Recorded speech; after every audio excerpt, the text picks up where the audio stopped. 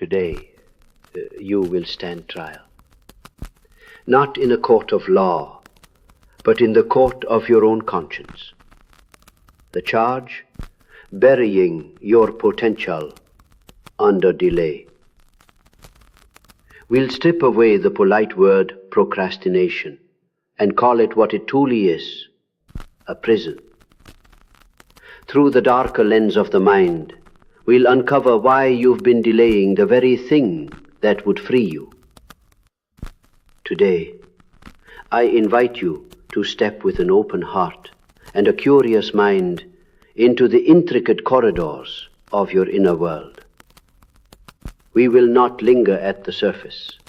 We will descend into the shadow depths of the unconscious, where truths are buried. Here, we will confront procrastination, not as laziness, but as a carefully constructed refuge. And through the ruthless eye of Machiavellian psychology, we will uncover what it is you are truly protecting when you delay, and the cost of keeping it safe. Procrastination is not weakness, it is strategy. But strategy turned against you. You sit down to work. The plan is clear, but before you begin, you just check one thing. 5 tabs later, 20 minutes are gone. The work is still untouched. And without noticing, you've handed the throne to distraction. Your brain was built to protect you from pain. It rewards you for avoiding discomfort in the moment. A quick scroll, a sudden, I'll start later. Each one delivers a drip of pleasure, small enough to seem harmless, but steady enough to chain you in place. Machiavelli would see it for what it is, a shift in command. You are no longer the prince over your own time. You are the subject of your impulses. When did you surrender the throne? Every small surrender is a treaty signed in their favor. Delay feels safe because nothing has begun. If nothing has begun, nothing can fail. And if nothing fails, your pride remains untouched.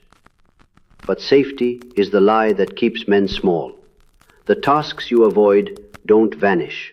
They gather weight, and that weight crushes the mind long before it breaks the body.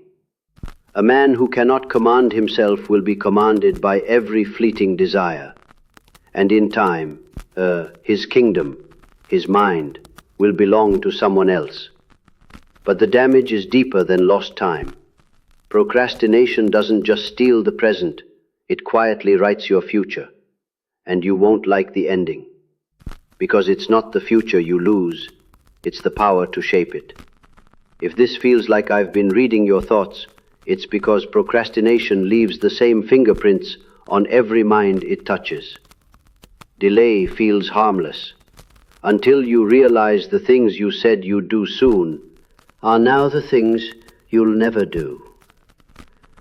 If that hits, follow me and comment, "I will today," so the change starts now. You think procrastination only robs today. It doesn't. It reaches forward and begins dismantling your future before you ever step into it. Every delay is a seed, not of growth, but of decay.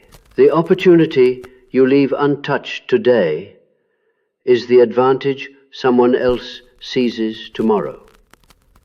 Machiavelli would remind you, the man who waits for the perfect moment is ruled by the man who acted in the imperfect one. And history is written by those who acted, not by those who planned to. You tell yourself there is still time, but time is not generous. It is not loyal. It serves only those who command it. A week of delay becomes a month becomes a year, and one day you will measure your life in the chances you did not take. It will not feel like one great loss. It will feel like thousands of small ones, stacked until they form the wall you cannot climb. Machiavelli would call it death by 1,000 surrenders. And by the time you see it, you will not have the strength or the time to fight it. But here is the cruelest truth. The moment you stop procrastinating is not the moment you are free. It is the moment you face what you've been hiding from all along.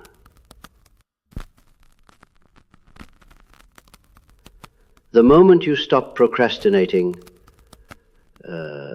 is the moment the shield comes down. The shield delay gave you, the one that kept you safe from being judged, from failing, from being seen for exactly what you are. This is why you hesitate, not because you are lazy, but because action is exposure. Once you act, you cannot hide behind, "I haven't tried yet." Machiavelli would call it the unveiling, and unveilings are dangerous. A ruler can survive in rumors, but when he steps into the public square, the truth becomes visible to him and to everyone else. You fear that truth. You fear starting, because starting means measuring yourself without excuses. It means discovering whether you are as capable as you believe or as inadequate as you secretly suspect. And that's the shadow behind action. It isn't just work. It's a confrontation with your limits, with your discipline, with the version of yourself that you've been avoiding. Machiavelli would warn, men do not protect their weakness by accident. They protect it because it is comfortable. And comfort, more than fear, is what keeps empires from being built. But there is a way to conquer it, to strip procrastination of its power before it takes what's left. And it begins by removing the choice to delay. Procrastination cannot be negotiated with. It must be overthrown. The first strike is small, but irreversible. You remove the choice to delay. Not tomorrow, not later today, now. Machiavelli would not trust the will alone. He would build walls that force the desired outcome. If he wanted loyalty, he removed every path to betrayal. If you want action, you must remove every path to inaction. Put your phone in another room. Block the sight. Tell someone what you'll deliver by the end of the day, and make sure they'll hold you to it. This is not discipline. This is design. A battlefield where the enemy, your delay, has no ground to retreat to. You will feel the urge to stop, ignore it, push past it, because each time you act without hesitation, you reclaim territory, and each victory makes the next one easier. Machiavelli would call it momentum, the force that turns a single win into a campaign, and campaigns once in motion do not stop until the conquest is complete. So, decide, act, before the moment slips away, because if you will not rule your time, someone or something else will. And when that happens, you will not be the prince of your life, you will be its prisoner.